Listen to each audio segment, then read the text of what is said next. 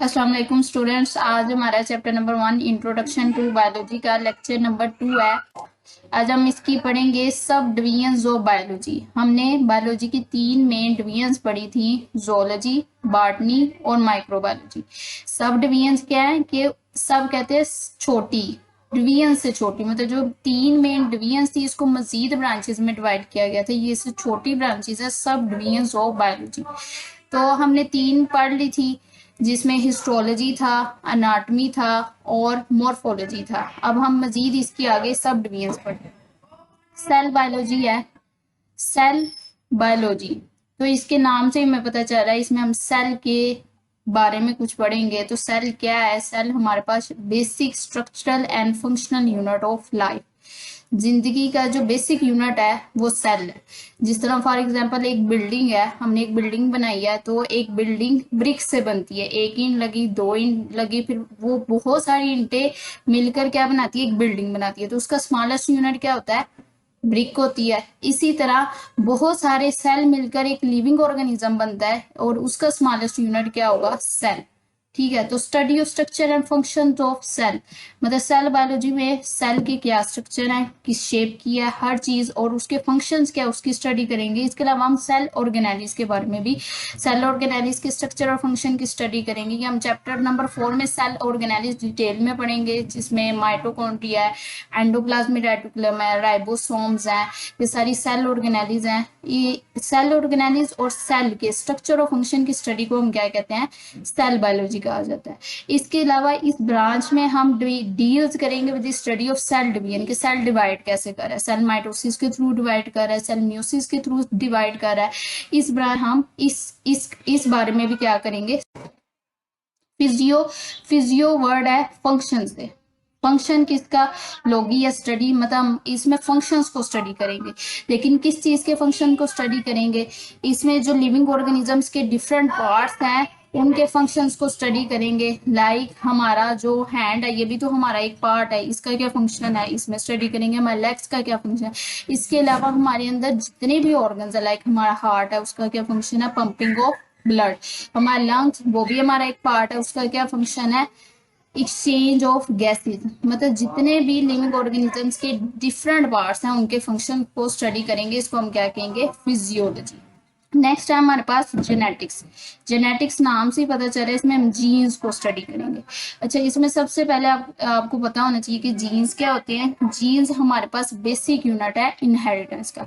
जिस तरह हमने लाइफ का बेसिक यूनिट किसको कहा? सेल को। इसी तरह इनहेरिटेंस का बेसिक यूनिट क्या है? जीन है। इनहेरिटेंस क्या होती है? इनहेरिटेंस है means the transmission of characters from one generation to another generation. मतलब जो खसूसियात होती है एक जनरेशन से दूसरी जनरेशन में उसकी मुंतकली, उसको हम इनहेरिटेंस कहते हैं। जैसे फॉर एग्जांपल किसी के हेयर जो है वो इनहेरिटेड होते हैं, कि उनकी जो मामा है उनके हेयर जो है काफी लंबे हैं, तो ये इनहेरिटेड होता है। तो इनहेरिटेंस क्या हुआ? Transmission of characters. तो जीन्स की स्टडी और उसका रोल क्या इनहेरिटेंस में, उसकी स्टडी को हम क्या कहेंगे? जेनेटिक्स का। नेक्स्ट हमारे पास है एम्ब्रियोलॉजी। एम्ब्रियोलॉजी भी नाम से पता चल रहा है, लोगी mean study, embryo means embryo की स्टडी। अब एम्ब्रियो क्या होता है? एम्ब्रियो यह है कि जब फर्टिलाइजेशन होती है, फर्टिलाइजेशन मीन्स के मेल से स्पर्म और फीमेल से एग, जब ये फर्टिलाइज करते हैं तो सबसे पहले जो स्टेज बनती है वो जाइगोट होती है। जाइगोट से मजीद एम्ब्रियो बनता है। मतलब when sperm and egg fertilize to form zygote and then zygote develops to form an embryo. तो ये असल में जो बेबी की बर्थ से पहले की ये स्टेज है एम्ब्रियो। तो एम्ब्रियो की डेवलपमेंट की स्टडी, कहाँ से कहाँ तक डेवलपमेंट? एम्ब्रियो से एक पूरा इंडिविजुअल बनना है, मतलब एम्ब्रियो से पूरा एक इंसान, पूरा एक बेबी बनना है, उसकी डेवलपमेंट की स्टडी को हम क्या कहते हैं? एम्ब्रियोलॉजी। टेक्सोनोमी। टेक्सोनोमी हमारे पास क्या है? टेक्सा वर्ड है ग्रुप्स और सब ग्रुप्स में डिवाइड करना, नेमिंग करना, क्लासिफिकेशन करना, इसको हम टेक्सा कहते हैं। अब किस चीज को हम क्लासिफाई करेंगे? क्योंकि हम ये बायोलॉजी की सब डिवीजन है, इसका मतलब हम लिविंग ऑर्गेनिजम्स को डिवाइड करेंगे ग्रुप्स में और सब ग्रुप्स में। जैसे हम मैमल्स हैं, हम लोगों का अपना ही ग्रुप है। हम जो एनिमल्स हैं उनका अपना ही किंगडम है, जैसे किंगडम एनिमेलिया, प्लांट का अपना ही किंगडम है, किंगडम प्लांटी। इसके अलावा फंजाई उसका अपना एक किंगडम है, किंगडम फंजाई। तो ये क्या, ये ऑर्गेनिजम्स है जिसको हमने नेम किया, मतलब जैसे हम एनिमल्स हैं, हमें किंगडम एनिमलियम में, हम मैमल्स हैं, हमें मैमल्स का नाम दिया गया, बर्ड्स को बर्ड्स का नाम दिया गया। तो ये क्या, हमने उनकी नेमिंग की और उसको क्लासिफिकेशन, क्लासिफिकेशन कहते हैं डिवाइड करना, ठीक है। मतलब हमने उसके डिफरेंट ग्रुप्स बनाए, kingdom animalia, kingdom fungi, kingdom Plantae, kingdom protista. तो हमने नेमिंग एंड क्लासिफिकेशन किया, ऑर्गेनिजम्स की ग्रुप्स बनाया और सब ग्रुप्स, सब ग्रुप्स कहते हैं ग्रुप्स के छोटे, मतलब उनके छोटे छोटे ग्रुप्स भी बनाए, मजीद उनको डिवाइड किया। तो इसकी स्टडी को हम क्या कहते हैं, टेक्सोनोमी कहते हैं। ये मजीद हम लोग जो है चैप्टर नंबर 3 में डिटेल में टेक्सोनोमी के बारे में स्टडी करेंगे कि टेक्सा क्या होता है और किस तरह ऑर्गेनिजम्स को ग्रुप में डिवाइड किया गया है, क्या चीज़ें सारी। तो ये डिटेल में हम लोग टेक्सोनोमी को स्टडी करेंगे चैप्टर नंबर 3। नेक्स्ट है हमारे पास पैलेंटोलॉजी। पैलेंटोलॉजी, पैलेंटो वर्ड है हमारे पास फोसिल से, लॉगी मीन स्टडी, फोसिल्स की स्टडी। फोसिल्स अब क्या होते हैं, ये आप लोगों ने जो है ना समझना है कि फोसिल्स क्या होते हैं। फोसिल्स हैं वो ऑर्गेनिज्म जो नापैद हो चुके हैं, एक्सटिंक्ट ऑर्गेनिज्म उनको कहा जाता है, वो ऑर्गेनिज्म जो अभी इस दुनिया से बिल्कुल खत्म हो चुके हैं, लाइक डायनासोर। डायनासोर जो है वो अभी इस दुनिया में मौजूद ही नहीं है, मतलब एक्सटिंक्ट कहते हैं कि जिसकी आखिरी स्पीशी भी, आखिरी जो एनिमल है वो भी क्या हो जाए, खत्म हो जाए, वो अब मौजूद ही नहीं है। अब डायनासोर उसकी एक भी स्पीशीज दुनिया में मौजूद नहीं है, इसका मतलब वो क्या है, वो एक्सटिंक्ट ऑर्गेनिज्म है। तो जो एक्सटिंक्ट ऑर्गेनिज्म है, नापैद ऑर्गेनिज्म है, उनके जो रिमेन्स है, उनके बाकियात, मतलब फॉर एग्जाम्पल डायनासोर है, डायनासोर हमारे पास एक्सटिंक्ट ऑर्गेनिज्म है, लेकिन कुछ सालों बाद हमें क्या मिले, उसके स्केलेटन मिले, उनका जो पूरा ढांचा था वो मिला, वो उसका रिमेन्स था, जिसे हमें पता चला कि डायनासोर की तरह का भी क्या है, एक ऑर्गेनिज्म पाया गया। तो उसके रिमेन्स को हम कहते हैं फोसिल्स, ठीक है। एक्सटिंक्ट ऑर्गेनिज्म के बाकियात को हम क्या कहते हैं, फोसिल्स, और फोसिल्स की स्टडी को हम कहते हैं पैलेंटोलॉजी। नेक्स्ट है हमारे पास इन्वायरमेंटल बायोलॉजी। इसमें नाम से ही पता चल रहा है, इसमें हम इन्वायरमेंट और बायोलॉजी दोनों को पढ़ेंगे कि बायोलॉजी क्या है, study of life, study of living organism. तो लिविंग ऑर्गेनिज्म का इन्वायरमेंट के साथ क्या इंटरेक्शन है, हमारी इन्वायरमेंट, हम भी क्या है, लिविंग ऑर्गेनिज्म है। तो लिविंग ऑर्गेनिज्म का उनका इन्वायरमेंट के साथ इंटरेक्शन मीन्स कहते हैं ताल्लुक, ठीक है। तो लिविंग ऑर्गेनिज्म का अपने इन्वायरमेंट के साथ ताल्लुक क्या है, उसकी स्टडी करना, उसको हम क्या कहेंगे, इन्वायरमेंटल बायोलॉजी। वो हम इस ब्रांच में डिटेल में स्टडी करेंगे कि हमारे इन्वायरमेंट के साथ क्या रिलेशन है। हम जैसे फॉर एग्जांपल, अब ये भी तो हमारा एक रिलेशन है, हम के इन्वायरमेंट से हम ऑक्सीजन क्या करते हैं, इनहेल करते हैं, और कार्बन डाइऑक्साइड एक्सहेल करते हैं। तो ये हमारा इन्वायरमेंट के साथ एक रिलेशन ही चल रहा है, तो इसकी स्टडी को हम क्या कहेंगे, इन्वायरमेंटल। नेक्स्ट है हमारे पास सोशो बायोलॉजी। सोशो बायोलॉजी नाम से पता चल रहा है, सोशल, सोशल कहते हैं सोसाइटी, माशक्ति। This branch deals with the study of social behaviour of animals that make societies. Animals का मशर्ती रवैया क्या है, इसकी स्टडी को हम क्या कहेंगे, सोशल बायोलॉजी। हमारे रवैये की वजह से क्या बनती है, सोसाइटी, एक माशरा बनता है, इसकी स्टडी को हम क्या कहेंगे, सोशो बायोलॉजी कहा जाएगा। नेक्स्ट है हमारे पास पैरासाइटोलॉजी। पैरासाइट से लोगी में स्टडी, इसमें हम स्टडी करेंगे पैरासाइट्स की। तो this branch deals with the study of parasite. Parasite की स्टडी, जो ब्रांच पैरासाइट की स्टडी करे उसको हम क्या कहेंगे, पैरासाइटोलॉजी कहा जाएगा। अच्छा, पैरासाइट क्या होता है, पैरासाइट ये साइड ब्लॉक में लिखा हुआ है इसी चैप्टर में। पैरासाइट क्या are the organisms that take food and shelter from living host and in return harm them. Parasite क्या है, ऑर्गेनिजम्स है, ठीक है।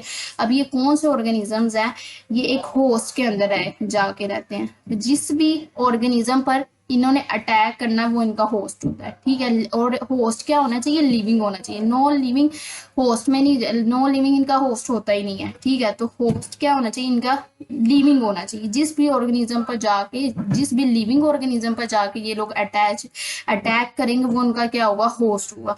और होस्ट से ये क्या लेते हैं, ये फूड भी ले रहे होते हैं, खुराक भी ले रहे होते हैं, और उनके अंदर जाके उनके रहते हैं, तो इसका मतलब शेल्टर भी ले रहे हैं। That take food and shelter from living host. Living host से फूड भी ले रहे हैं और शेल्टर, उनसे जगह भी रहने की ले रहे हैं।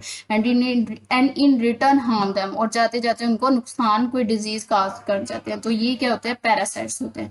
और पैरासाइट की स्टडी को हम क्या कहेंगे, पैरासाइटोलॉजी। नेक्स्ट है हमारे पास बायोटेक्नोलॉजी है। बायोटेक्नोलॉजी क्या है? बायो मीन्स लिविंग ऑर्गेनिज्म, इसमें टेक्नोलॉजी और लिविंग ऑर्गेनिज्म का थोड़ा सारा रिलेशन है कि हमने लिविंग ऑर्गेनिज्म को प्रैक्टिकली अपनी लाइफ में यूज किया है। लिविंग ऑर्गेनिज्म एप्लीकेशन होता है इस्तेमाल करना, ठीक है। हमने लिविंग ऑर्गेनिज्म को प्रैक्टिकली अपनी लाइफ में यूज किया है ताकि हम उनसे क्या है फायदा उठा सके। जिस तरह हम बैक्टीरिया से इंसुलिन ऑब्टेन कर रहे हैं। इंसुलिन क्या है? इंसान की जरूरत है, जिनको डायबिटीज हुई होती है उनको इंसुलिन जरूरी है। तो इंसुलिन जो है हम ऑर्गेनिज्म से ऑब्टेन करें। तो हमने लिविंग ऑर्गेनिज्म को प्रैक्टिकली अपनी लाइफ में यूज करना स्टार्ट किया। क्यों यूज कर रहे हैं आप? टू मेक सब्सटेंसेस, हम चीजें वो बना रहे हैं for the welfare of Mankind, जो इंसानियत की तरक्की के लिए जरूरी है, जो इंसानियत की फलाह व बहबूद के लिए जरूरी है। इसको हम क्या कहेंगे? बायोटेक। इम्यूनोलॉजी है। इम्यूनोलॉजी है study, it is the study of immune system of animals. इसमें हम एनिमल्स के इम्यून सिस्टम को स्टडी करेंगे। एनिमल्स का इम्यून सिस्टम क्या होता है? एक ऐसा सिस्टम, इम्यून सिस्टम क्या होता है? इम्यून सिस्टम एक ऐसा सिस्टम है जो बॉडी को डिफेंड करता है। हमारे इम्यून सिस्टम सिंपली कहते हैं मुदाफती निजाम को, ऐसा सिस्टम जो हमारी बॉडी को डिफेंड करे। किन से डिफेंड करे?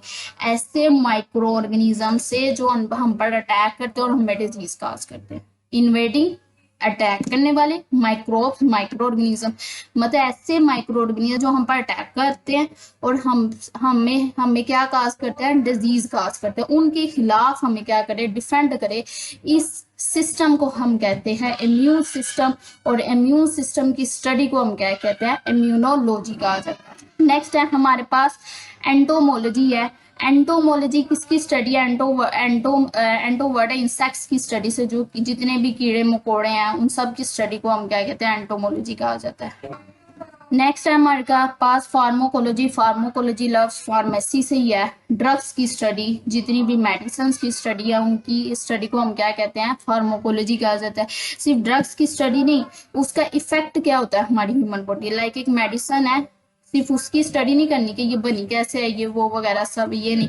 उसका हम लोग वो खाएंगे तो उससे हमारी बॉडी पर क्या इफेक्ट होगा, इसकी स्टडी को भी हम क्या कहेंगे? Pharmacology. It is the study of drugs and there effects on the system of human body is called pharmacology. ये हमारा साइड ब्लॉक वाला क्वेश्चन। अच्छा, जितने बुक में साइड ब्लॉक्स होंगे जो इम्पोर्टेंट होंगे वो मैं अपने लेक्चर में मेंशन कर दिया करूंगी। इसका मतलब है ये इम्पोर्टेंट है, ये आपने याद करने हैं और ये पेपर में आएंगे। तो ये साइड ब्लॉक है जो हमारे पास सब डिवीजन ऑफ बायोलॉजी वाला पेज है, उसमें 3 ब्लॉक्स दिए हुए हैं, जिसमें पैरासाइट्स वाला मैंने पढ़ा दिया है पैरासाइटोलॉजी के साथ। इसके अलावा 2 सब ब्लॉक्स है, ये आप लोगों ने ये भी याद करना है, जिसमें लास्ट वाला सब ब्लॉक है हमारे पास पेज के लास्ट पे, what are major biological issues today. Biological issues क्या है आजकल? तो पहला बायोलॉजिकल इशू है हमारे पास ह्यूमन पॉपुलेशन ग्रोथ, जो आबादी है वो तो बहुत तेजी से इंसानी आबादी बढ़ी है, ये भी एक इशू है बायोलॉजी का। इन्फेक्टियस डिजीजेस, ऐसी डिजीज है जो इन्फेक्शन काज कर रही हैं, ये भी एक इशू है। एडिक्टिव ड्रग्स, ऐसी मेडिसिन हैं, एक तो मेडिसिन वो होती है ना जो क्योर करती हैं, जो ट्रीटमेंट के लिए, लेकिन ऐसी मेडिसिन भी हैं जो क्या कर रही हैं? एडिक्टिव नशा काज कर रही हैं। तो ये इशू है एक बड़ा। इसके अलावा पोल्यूशन, जो लूदगी है, ये भी क्या? Major biological issues today. ये ऐसी क्वेश्चन आता है बोर्ड में, what are major biological issues today. तो ये 4 पॉइंट्स आपने लिखने हैं, human population growth, infectious diseases, addictive drugs and pollution. Next ये एक और ब्लॉक है, ये स्टार्ट पेज के स्टार्ट में ब्लॉक है मॉलिक्यूलर बायोलॉजी, बायोकेमिस्ट्री। ये भी इसकी डिवीजन ही है बायोलॉजी की, मॉलिक्यूलर बायोलॉजी, और इसका दूसरा नाम है बायोकेमिस्ट्री। दोनों एक ही ब्रांच के नाम है। मॉलिक्यूलर बायोलॉजी को ही बायोकेमिस्ट्री कहा जाता है। इसमें इस नाम से पता चल रहा है, इसमें हम मॉलिक्यूलर बायोलॉजी मतलब मॉलिक्यूल्स का बायोलॉजी के साथ कोई रिलेशन पढ़े। कौन से मॉलिक्यूल्स? हम बहुत सारे मॉलिक्यूल्स यूज करते हैं, लाइक वाटर है, प्रोटीन्स है, कार्बोहाइड्रेट है, लिपिड्स है, न्यूक्लिक एसिड है। इन सब की स्टडी से जो डील्स करेगी उसको हम क्या कहेंगे? मॉलिक्यूलर बायोलॉजी या बायोकेमिस्ट्री। प्रोटीन्स, कार्बोहाइड्रेट्स, लिपिड्स और न्यूक्लिक एसिड, ये हमारे पास ऑर्गेनिक कंपाउंड्स हैं, ठीक है। तो इनकी जो स्टडी है उसको हम क्या कहेंगे? Molecular biology. स्टूडेंट्स, आज हमने जो भी पढ़ा है, इसमें हमारे पास शॉर्ट था, कोई भी चीज लॉन्ग नहीं है। इसके अलावा आपने इसको सिर्फ शॉर्ट वाइज प्रिपेयर करना है और एमसीक्यूज वाइज प्रिपेयर करना है, इसमें कोई भी चीज लॉन्ग मौजूद नहीं है। इसके अलावा हमने जो लेक्चर नंबर 1 में भी पढ़ा था वो सारा शॉर्ट था। ओके स्टूडेंट्स, अल्लाह हाफिज।